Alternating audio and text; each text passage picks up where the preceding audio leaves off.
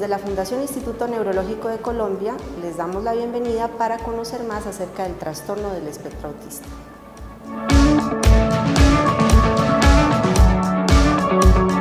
Teniendo en cuenta que en nuestra consulta han aumentado los supuestos casos de trastorno de espectro autista, tenemos los especialistas que ser claros en cuáles son los signos verdaderos de este trastorno del neurodesarrollo. Hay que tener en cuenta que aquellos niños que nacieron en época de pandemia pues estuvieron sometidos a unos factores ambientales que no fueron los usuales. Estábamos encerrados, sus cuidadores casi siempre estaban trabajando desde casa frente a un ordenador o pantalla, sus cuidadores también estaban con boca y nariz tapados con los tapabocas, entonces ellos no tuvieron un estímulo de lenguaje adecuado que se debe dar en ese primer año de vida. Entonces, teniendo en cuenta esto, debemos hablar que el autismo o el trastorno de espectro autista es una condición, no es una enfermedad, en donde la persona siente, vive, piensa y asimila el mundo de una manera diferente. Esto ocurre porque hay unos sistemas sensoriales que sirven de puente entre el ambiente que nos rodea y el cerebro. Eso se llama el sistema de integración sensorial, que está conformado por los 5 sentidos que todos conocemos: visión, olfato, gusto, audición y tacto, pero además de eso es muy importante hablar del sistema vestibular y el sistema propioceptivo. El sistema propioceptivo es aquel que me permite conocer dónde están las partes de mi cuerpo sin que yo las tenga que ver. Por ejemplo, yo tengo mis 2 pies simétricos que me permiten estar aquí con una postura firme, pero yo no tengo que mirarlos. Los mecanorreceptores de mis pies transmiten esa información a la médula espinal y luego a mi cerebro, a mi corteza motora, para que yo sepa cómo estoy posicionada. Ese sistema propioceptivo en los niños con trastorno de espectro autista falla, no entrega una información adecuada. Entonces,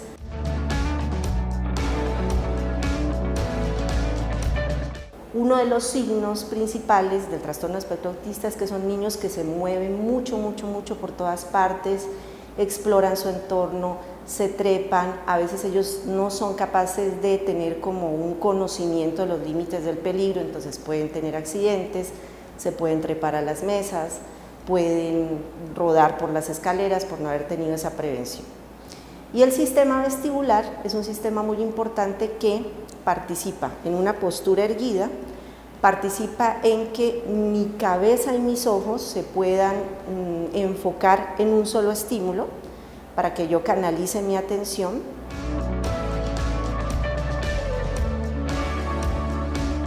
Otro de los signos característicos es que el contacto visual con la persona que se está hablando o que se está interactuando en ese momento es muy pobre, precisamente por eso, porque ese sistema vestibular no da esa información de esa visión que se está teniendo en ese momento. Eso va de la mano que en el cerebro de las personas con trastorno de espectro autista, las neuronas o las zonas que se encargan de interpretar el estímulo de una cara no funcionan muy bien, y entonces pues los rostros en los pacientes en las personas con autismo pareciera que no generara ningún estímulo de gratificación o un estímulo novedoso para ella, entonces el contacto visual se pierde. El sistema vestibular también es importante para que nuestro cerebro, que está conformado por 2 hemisferios, especifique sus funciones. ¿Qué quiero decir con eso? Yo soy una persona diestra, quiere decir que mi hemisferio izquierdo es el hemisferio elocuente en mi vida, es el que comanda mi lenguaje, comanda la parte motora y comanda otras cosas muy importantes para mi desempeño. Que yo sea diestra y que lo sepa fue el sistema vestibular que estuvo informando a mi hemisferio izquierdo toda esa información.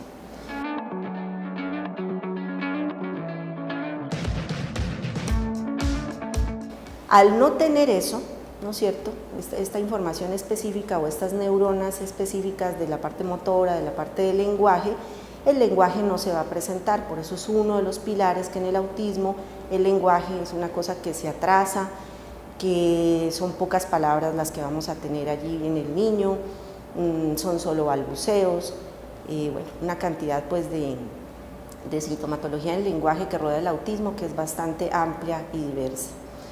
Tomando en cuenta este punto, es importante que hay algunos niños que no tienen historia de atraso en el lenguaje y que su lenguaje, por el contrario, es muy fluido y las palabras que se utilizan en la jerga o en su idioma son no coloquiales, o sea, son palabras que nosotros como colombianos no estamos acostumbrados a decir.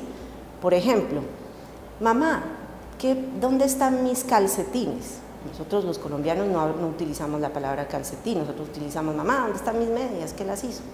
Entonces, ese lenguaje elaborado también puede hacer parte de los signos de autismo, en un tipo de autismo que anteriormente, antes del 2013, se denominaba como síndrome de Asperger. Eso ya no, según la nueva clasificación del 2013 por el DSM-5, ya no se debe utilizar, es trastorno de espectro autista y ahí caben todos los tipos de autismo, por eso se llama espectro autista, porque son diferentes signos, diferentes manifestaciones clínicas. Otro de los signos muy importantes es que las personas con autismo tienden a ser ritualistas.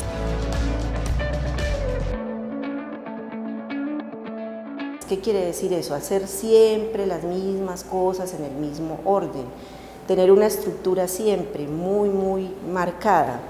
De ahí que estas personas se caracterizan porque sean muy inflexibles en su conducta. Cuando se los saca de una rutina o de algo que les gusta demasiado, pueden venir episodios de irritabilidad extrema, llorar, pegarse, arañarse, agredir de pronto al otro porque me sacó de esa situación que yo tenía con tanto agrado.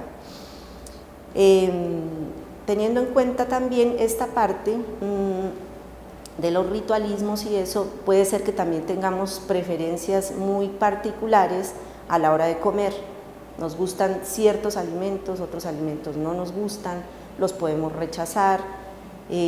Podemos ser sensibles también en la piel, entonces no tenemos una buena recepción con los abrazos, una buena recepción con tocar la cabeza, peinar, ¿no? Uno de los signos de una persona con autismo es o que no se dejan cortar el pelo o que se lleva al niño a la peluquería y eso lo tienen que coger entre 5 personas para que pase la máquina porque esa sensación es demasiado desagradable. Yo en mi consulta lo veo, cuando voy a revisar un niño con autismo, trato de no realizar la medición de su perímetro cefálico con mucha obsesión, porque es una parte importante pues, de la consulta, porque sé que eso es algo muy intolerante para ellos. Lo mismo pasa con las marquillas de la ropa, ¿no? Son chicos a veces que no toleran tener la marquilla de una camiseta, ¿no? Por eso mismo. Bueno, ese tipo de hipersensibilidad de las personas con autismo se puede explicar porque hay una teoría que se llama la teoría del mundo intenso, en donde las personas con autismo tienen un hiperfuncionamiento de esos sistemas sensoriales que hemos venido mencionando anteriormente y que hacen que los estímulos ambientales entren el 100%, no hay nada que lo regule, ¿no es cierto? Nosotros podemos, cuando nuestro sistema vestibular y propioceptivo funciona muy bien, un volumen alto, por ejemplo de un reggaetón, pues si nosotros tenemos ese sistema vestibular bien cuadradito, ese estímulo lo vamos a poder como ignorar. En la persona con autismo se sabe que hay ciertos estímulos del ambiente que no son bien tolerados, como los ruidos sonoros del entorno, y a veces son ruidos que son ruidos muy habituales, sonido de la pitadora, sonido del pito del carro de la basura, una moto que pasó muy estridente cerca a nuestra casa. Los niños tienden a mandar las manitos hacia los oídos por ruidos que son pues cotidianos, ruidos de la impresora, ¿no? Imprimiendo papel también pueden generar este tipo de conductas. Entonces eso es por un hiperfuncionamiento de esas estructuras que no hace como un filtro.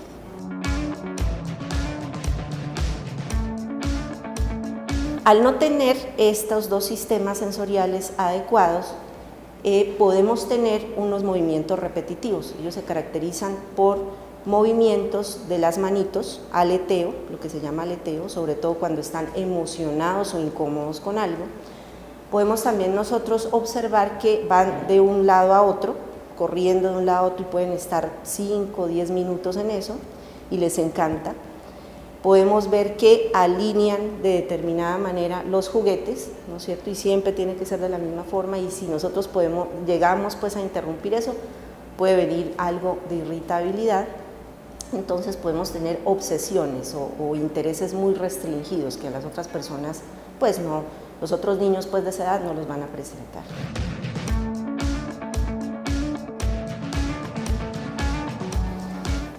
Teniendo en cuenta esto, hay que cada cuidador debe ser muy observador de todos estos signos de autismo.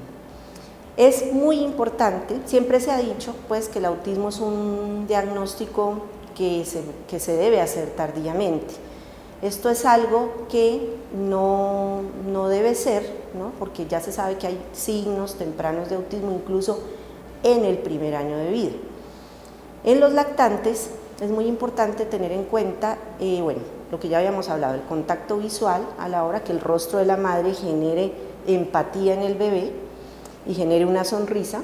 Puede ser que un niño que tenga autismo no genere esto, no contacto visual, no aparición de balbuceos a partir de los 2 o 3 meses que empiezan a aparecer.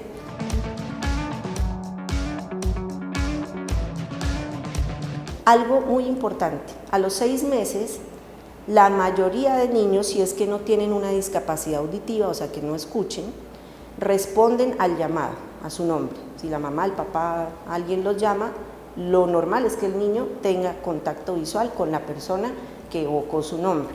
Este es un signo de alerta muy temprano para tener en cuenta.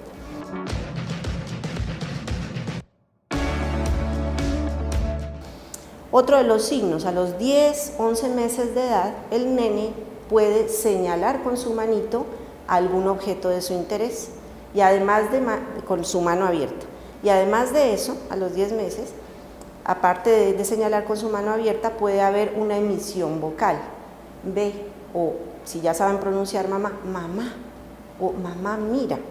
Incluso a los 10 o 11 meses ya puede haber eso. Eso se llama esto, utilizar mi mano para señalar algo que me llama la atención, se llama el lenguaje protodeclarativo, que está ausente en los niños que tienen la condición del espectro autista. Ya en el año, al añito más o menos, entre 10 y el año, ya podemos empezar a utilizar nuestras manos, no solo para señalar, sino para indicar, ¿no es cierto? Con el índice ya podemos señalar, porque ya hemos visto que nuestros padres también lo hacen. Podemos ver también empezar a utilizar la mano para despedirnos, ¿no? Que eso es otra cosa, que las personas con autismo no tienen como el interés en las normas de cortesía, ¿no es cierto? Saludar, despedirme, que es una norma de cortesía básica para los humanos, la persona con autismo no está sin cuidado, eso es otra cosa que hay que tener en cuenta. Sí, otros signos, el dedito arriba de aprobación, ¿no es cierto? El de choca los 5. Esas son cosas que el niño al añito, 14 meses ya lo puede hacer.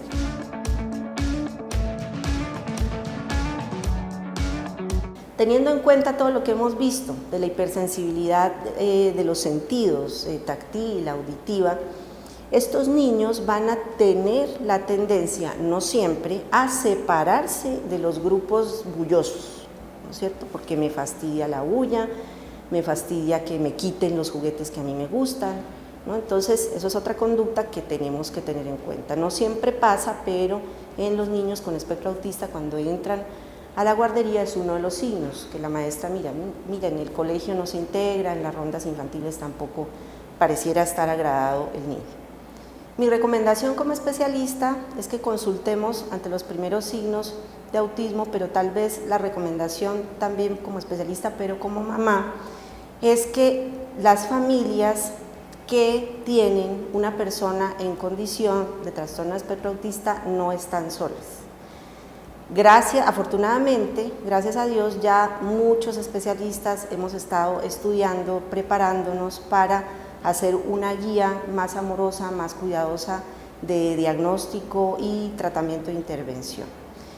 Esto va de la mano que las entidades que trabajamos con este tipo de patologías tenemos que hacer una articulación con la rama educativa, Porque listo, hemos hablado de la clínica, de los primeros años, de las cosas a intervenir desde medicina, pero ¿qué va a pasar con la parte educativa de estos niños, ¿no? La rama, la Secretaría de Educación, tiene que empezar a manejar una verdadera inclusión en las aulas de clase, porque si no, pues estos niños no van a tener un futuro adecuado. En el autismo, a pesar de que existen toda esta cantidad de signos clínicos, que pareciera que la persona no va a poder desempeñarse en algo, eso es un mito muy grande. Puede ser que un niño con autismo no hable, pero puede ser que tenga otras destrezas muy especiales, como por ejemplo ser un artista de la pintura, ser una persona muy virtuosa para la música, ser una persona muy talentosa para el moldeo con plastilina. Entonces, de ahí que la recomendación es a los cuidadores ver en qué cosas mi niño se destaca muy bien o qué cosas generan bienestar.